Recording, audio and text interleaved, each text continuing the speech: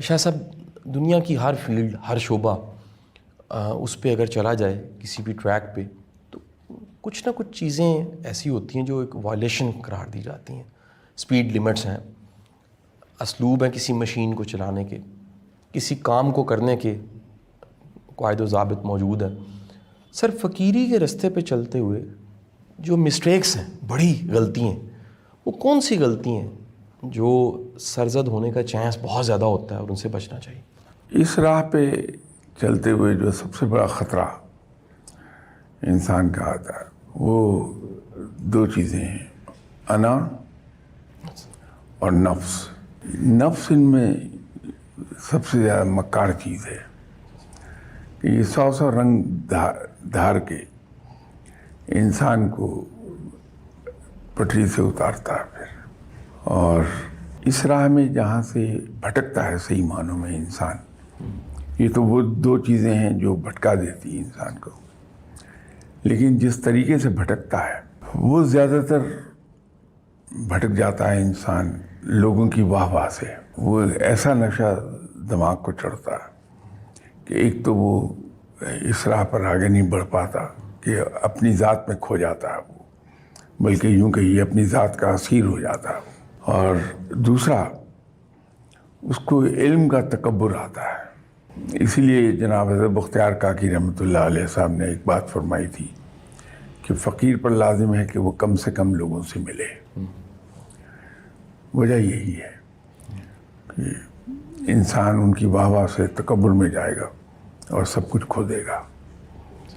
اور دوسرا یہ ہے کہ اس کے معاملات میں فرق آتا ہے جب زیادہ لوگوں سے ملنے لگتا ہے تو یہ چیز انہیں. تو اس میں جو سب سے زیادہ انسان کو الرٹ رہنے کی ضرورت ہوتی ہے وہ یہ ہے نفس، انا، اور تیسرے نمبر پہ بارڈر کا پہرا دیا جاتا ہے. سر، کہا جاتا ہے سر فقیر اپنے دل کا پہرا دیتا ہے، سر اپنی کیفیت کا پہرا دیتا ہے. سر، یہ کیسے پہرا دیا جائے؟ سر، یہ خود کو اپنی ہی آنکھ سے دیکھنا، انالیسس کرنا کہ یہ میرا ایکٹ اس کے پیچھے نفس تھا، اس کے پیچھے ایگو تھی، کیسے پتہ لگ سکتا ہے؟ یہ جو ہم اپنی زندگی میں سنتے ہیں کہ صاحب مرشد کا ہونا بڑا ضروری ہے، مرشد کے بغیر کچھ نہیں ہے، اس کے پیچھے جو حکمت ہے بات کی وہ یہ ہے کہ جب ہم اس راہ میں سٹارٹ لیتے ہیں تو جگہ جگہ ہمارا پاؤں سلپ کرتا ہے.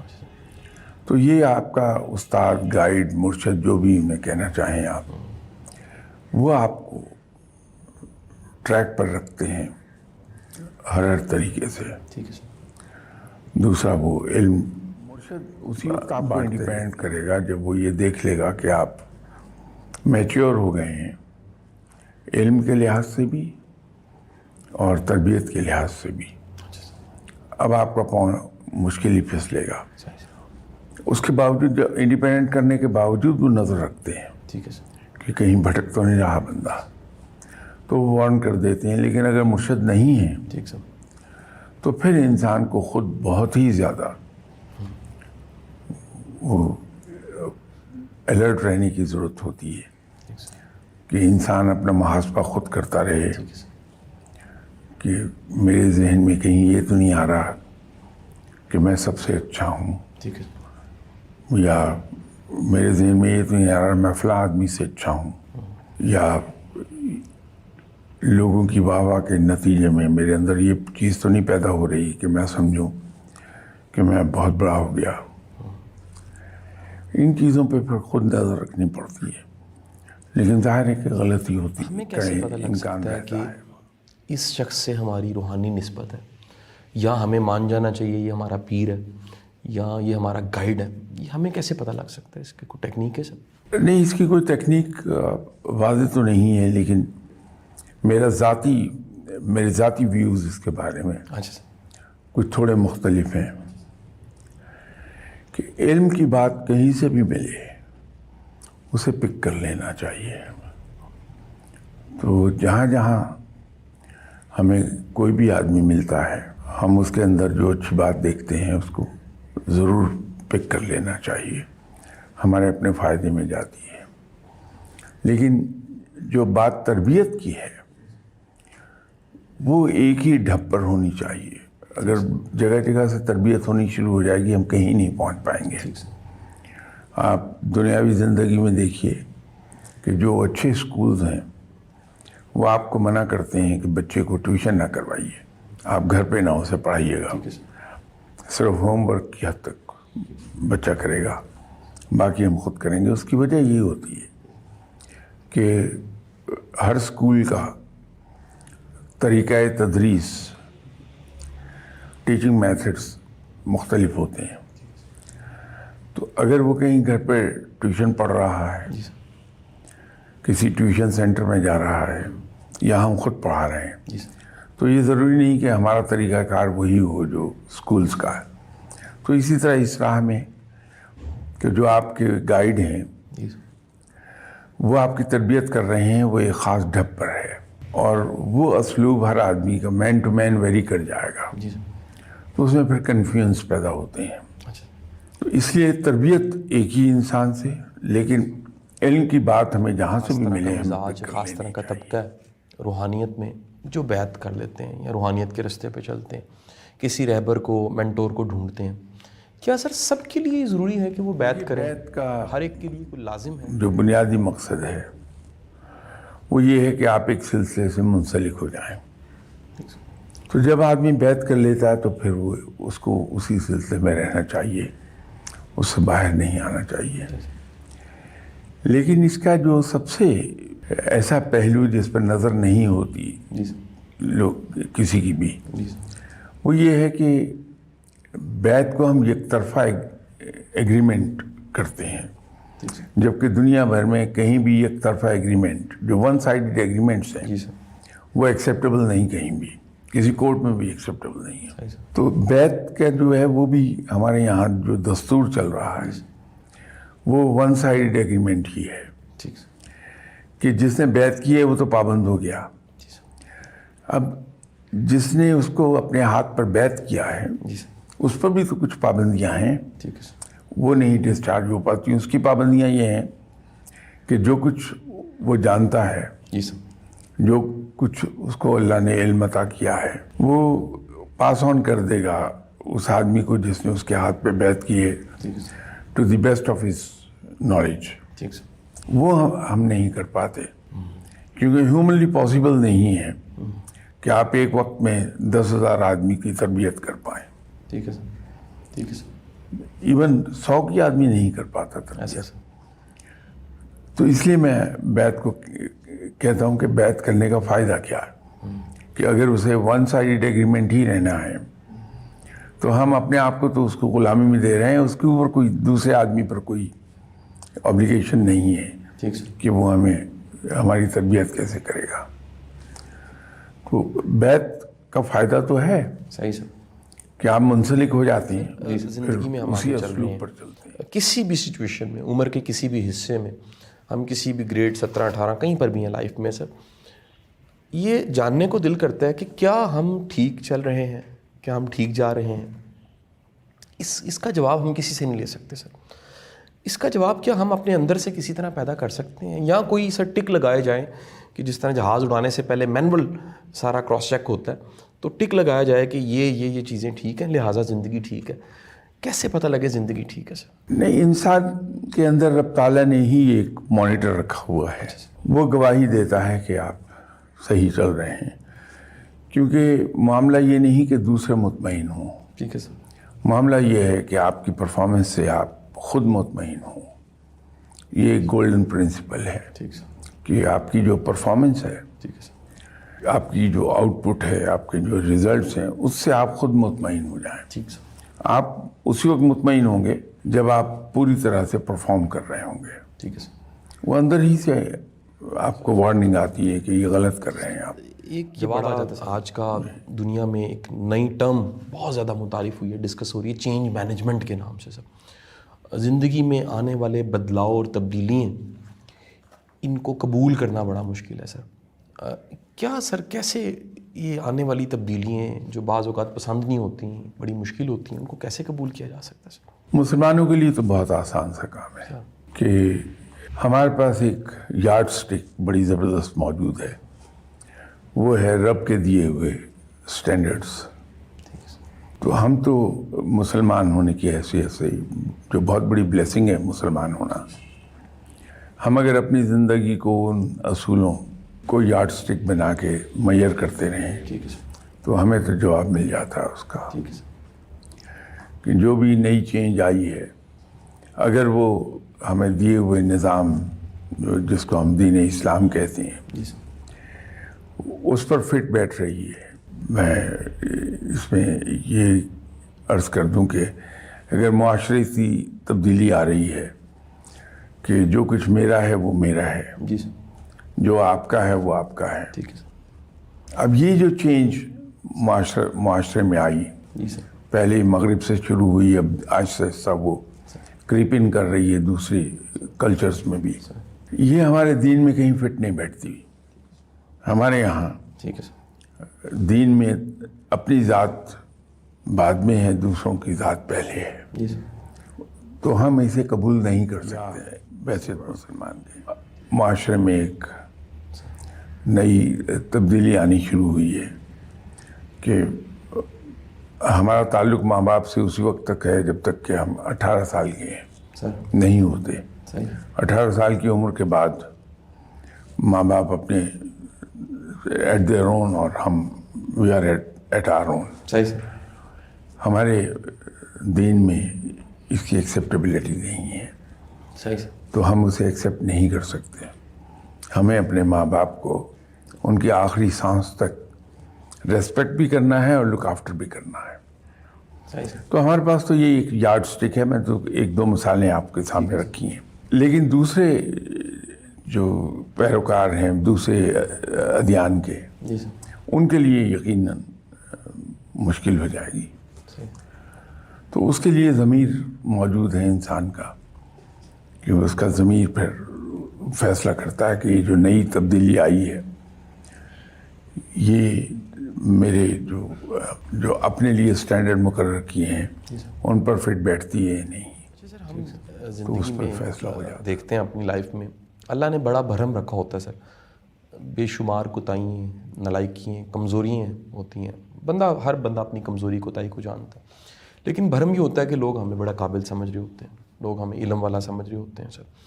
اور یہ ایک کہہ لیجیے بھرم سے زندگی سر گزر جاتی ہے سر. سر یہ لوگ جو ہمیں سمجھ رہے ہوتے ہیں سر اور کچھ اچھا کہتے ہیں ہمارے بارے میں, ایسی سچویشن میں اپنے نفس کو, اپنے اندر کو کیسے مینیج کیا جائے سر؟ کیونکہ کہیں نہ کہیں ایک ٹیمپٹیشن ہوتی ہے, کہیں نہ کہیں اندر سے کوئی جاگتا ہے اور وہ ایک جو فالس کہہ لیجیے انفارمیشن ہے یا ہمارے بارے میں امیج ہے وہ لگتا ہے شاید سچی ہے. اپنے ساتھ اس وقت میں تعریف سنتے ہوئے کیسے ڈیل کیا جائے؟ یہ ابھی شروع میں نے یہی کہا تھا کہ فقیری میں بھی سر سب سے زیادہ خطرہ لوگوں کی واہ واہ سے ہوتا ہے. صحیح سر. یہ بڑی خوفناک چیز ہے. شاید اسی لیے حدیث ہے کہ اپنے جو شخص آپ کے منہ پر آپ کی تعریف کر رہا ہے سر اس کا منہ خاک سے بھر دو. وہ اسی لیے ہے. صحیح. تو ہمیں یہ جو ہمارے سامنے تعریف ہو رہی ہوتی ہے اس کو ذہنی طور پہ برش اسائڈ کر دینا چاہیے کہ میں تو جانتا ہوں کہ میں کیا ہوں.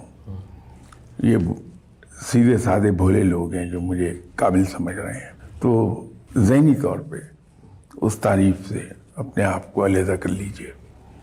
یہی ایک طریقہ ہے صحیح. ایک فالس قسم کے پرائڈ دنیا میں پڑ جانے سے. جو ہے سر سائیکالوجی کی کتابیں وہ ایگو کو سب سے بڑی اینمی کہہ رہی ہیں. Yeah. برائن ہالیڈیز کی ایک بڑی شاندار اس پہ کتاب ہے, ایگو از اینمی, اور اس کو سائیکالوجی کے پراسپیکٹس میں. سر آپ کو لگتا ہے سر ہمیں بچپن سے ہی تربیت میں کچھ ایسا شامل کرنا چاہیے کہ بچے جو ہیں وہ اپنی ایگو کو ایڈریس کرنا شروع کریں؟ کیونکہ یہ بڑا چیلنج ہے سر. جتنے کامیاب لوگ ہیں ان کے بچے زیادہ بگڑ جاتے ہیں, وہ زیادہ غلط فہمی کا شکار ہوتے ہیں کہ جناب جو عہدہ والد کا ہے شاید وہ عہدہ ہمارا بھی ہے. بچپن سے ہی سر ایگو کو نہیں ایڈریس کرنا چاہیے سر؟ بڑا مشکل ہے سر یہ, جب اس کیٹو جتنا سائز اس کا ہو چکا ہو اس کو ایڈریس کرنا. نہیں, بالکل صحیح ہے.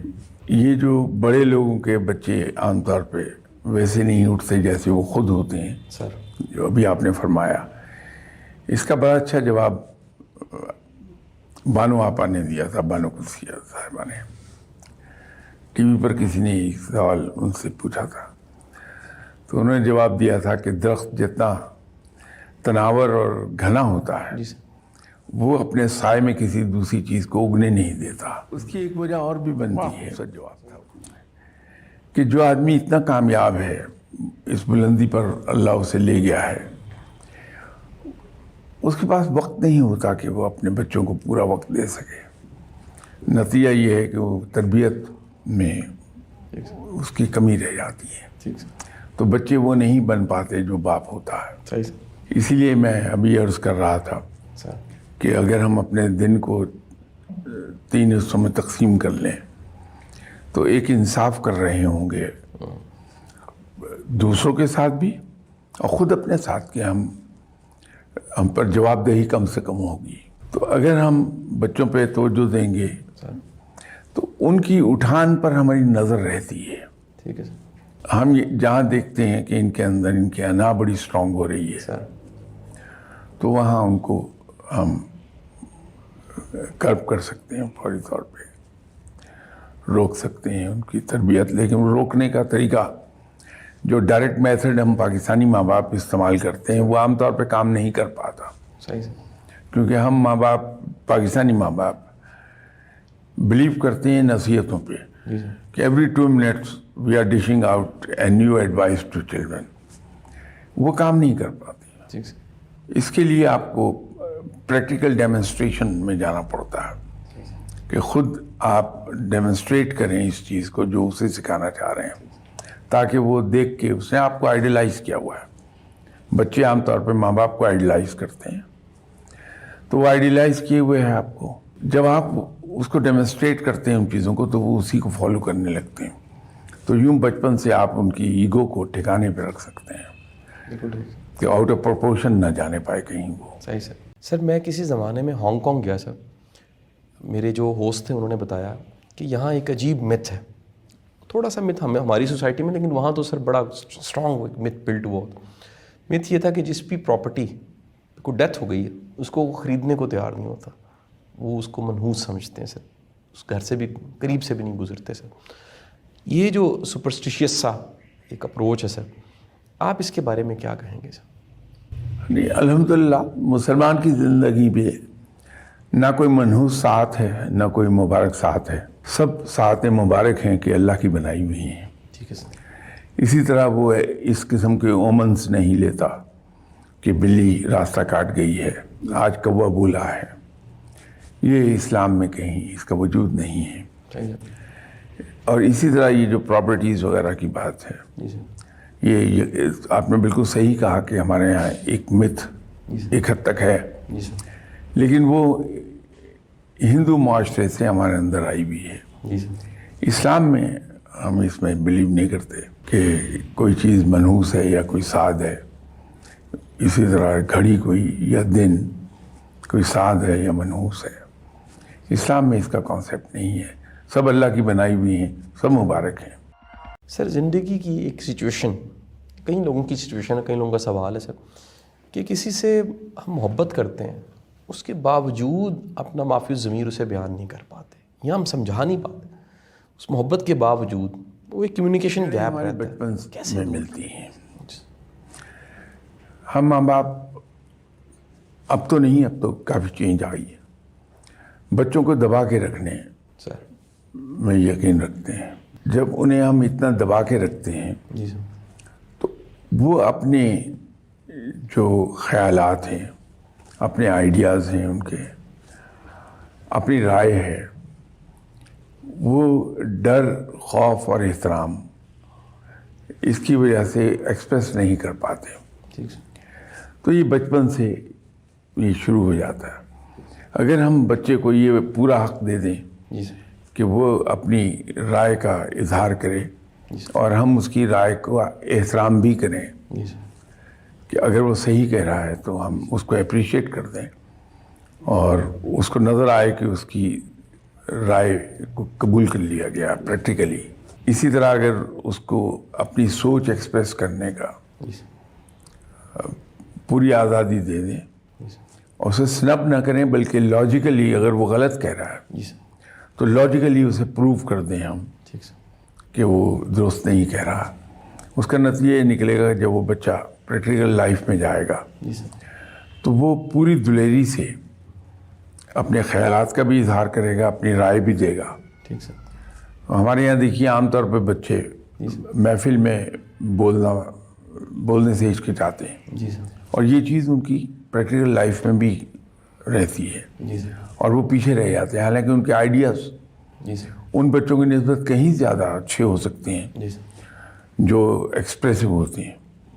تو ان کو بچوں کو سنب نہیں کرنا چاہیے بچپن میں, بڑے حوصلے سے ان کی رائے کو سن کے جہاں وہ صحیح ہیں جی سر. بڑے حوصلے سے ہم کہہ دیں کہ یس میں غلط تھا, آپ صحیح کہہ رہے تھے, صحیح سر. تو اس کو ہم کریکٹ کر رہے ہیں. دین میں حکم ہے کہ اپنے ملازم کو 70 بار معاف کر دو, اور کائنڈنس کا جگہ جگہ ہمیں سیرت میں بھی ملتا ہے, ایمپتھی اور کائنڈنس ملتی ہے سب. لیکن ایک کامن پریکٹس کئی لوگوں کی یہ ہے کہ جیسے ہی وہ کائنڈ ہوتے ہیں یا اسپیس دیتے ہیں تو ملازم سر پہ چڑھ جاتا ہے, اس کی ڈیمانڈز بڑھ جاتی ہیں, وہ لمٹس کو کراس کرنے لگ پڑتا ہے. کیا کیا جائے ایسی سچویشن میں سر؟ دیکھیے, کسی کو سمجھانا اور چیز ہے اور پنش کرنا اور چیز ہے. جی سر. اگر تو دفتری معاملات ہیں جی سر. تو اس میں تو پھر میں ہمیشہ سے ایک چیز کا قائل رہا ہوں کہ جناب حضرت عمر رضی اللہ تعالیٰ عنہ کے نقش قدم پہ چلنا چاہیے ٹھیک سر. دفتری معاملات میں, صحیح سر. کہ کسی کی غلطی انپنشڈ نہ جائے اور کسی کا اچھا کام ان ریوارڈڈ نہ رہ جائے. سر. جب ہم اس پہ عمل کرتے ہیں جی سر. تو ایڈمنسٹریشن بڑی صحیح چلتی ہے. ٹھیک سر. لیکن یہ دفتری معاملات ہیں, آپ کی ذاتی زندگی بالکل اس کے برعکس ہو جاتی ہے. ٹھیک سر.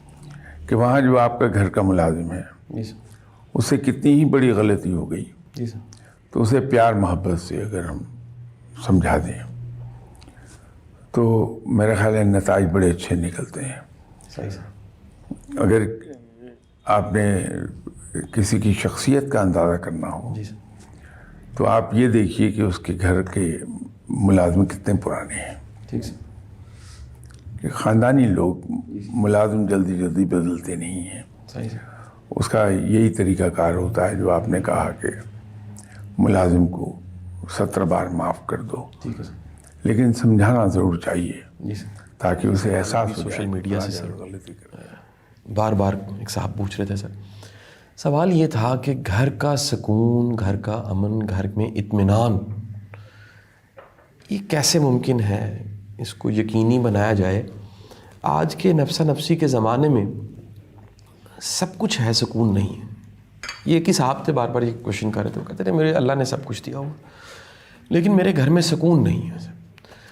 تو ایسا کیا فقیری ٹوٹکا ہو سکتا ہے سر کہ ان کو بتایا جائے اور ان کے گھر میں سکون آ جائے؟ بہت ہی سمپل چیز ہے, جی سر. بہت سادہ. جی سر. ہر آدمی کے حقوق, ڈیو جو رائٹس ہیں, اس کے ڈیو رائٹس, وہ اس کو دے دیجیے. جی سر. اب بیوی کے ڈیو رائٹس میں سے ایک رائٹ یہ بھی ہے کہ اس کو وقت دیا جائے, ٹھیک ہے سر. اس کو کمپنی پرووائڈ کی جائے. جی سر. وہ لوگ جو زندگی کی دوڑ میں جی سر. بہت تیز جا رہے ہوتے ہیں, انہیں جلدی ہوتی ہے کہ میں ایک خاص مقام تک جا پہنچوں, جی سر. ان کے پاس وقت نہیں ہوتا. جی سر. نتیجہ یہ ہے جی سر. کہ وہ حق تلفی کر رہے ہوتے ہیں اپنی پوری فیملی کی, بیوی بچے سب کی, کہ انہیں ٹائم نہیں دے پا رہے ہوتے, اور وہ بے سکونی کا سبب بن جائے گی بات. جی. گھر میں ہر وقت چخ رہے گی. یہ تو میں پہلی سٹیج کی بات کر رہا ہوں. جی سر. اس سے اگلی سٹیج وہ آتی ہے جب انسان کے لائف پارٹنر جی سر. اس کے بغیر زندہ رہنا سیکھ لیتا ہے اور اپنی راہ پکڑ لیتا ہے. پھر اس پہلے سے زیادہ بے سکونی پیدا ہو جاتی ہے. جی سر. انسان کو یہ بات ستانے لگتی ہے کہ یار میری گھر میں کوئی حیثیت ہی نہیں ہے, میں گھر آتا ہوں میری بیوی سہیلیوں کے پاس گئی ہوئی ہے. جی سر. تو یہ بے سکونی ہو جائے گی. زندگی میں سکون جی سر. حاصل کرنے کا آسان ترین راستہ ہے کہ دوسرے انسان کو, اپنے لائف پارٹنر کو, اپنے بچوں کو उनके ड्यू राइट्स दे दीजिए, सर घर बड़ा खूबसूरत रहेगा। सर इसमें एक जो हिस्सा है सर वो रिश्तों के बैलेंस कहा जाता है सर। बीवी के साथ रिलेशन है, माँ भी है, बहनें भी हैं, ये सर बैलेंस, क्योंकि सर ये कल्चर की जहाँ बड़ी अच्छी कुछ स्ट्रेंथ्स हैं, कुछ इस कल्चर में ख़राबियाँ भी हैं, तो वो बैलेंस नहीं कायम रह पाता सर, उसके लिए क्या किया जाए सर? जैसे अभी मैं अर्ज़ कर रहा था कि ड्यू राइट्स दे दीजिए। जी सर। वालदा को उनके ड्यू राइट्स हम देते हैं, वालिद साहब को सही। ड्यू राइट्स देते हैं, वाइफ को देते हैं, बच्चों को देते हैं। जी सर। हर आदमी अपनी जगह मुतमईन रहता है। जी। क्लैश शुरू में आएगा, जी सर। लेकिन सच्चाई में और राइटियसनेस में सही। एक ताकत है कि वो अपने आप को मनवा लेते हैं। सही सर। तो रफ्ता रफ्ता हर आदमी इस बात का कायल हो जाएगा ठीक है। कि देखिए जितना मेरा हक है वो मुझे मिल रहा है, ठीक सर। जितना दूसरे का हक है उसको मिल रहा है। तो शिकायत आमतौर पर होती नहीं अगर आप एक बैलेंस कायम कर लें।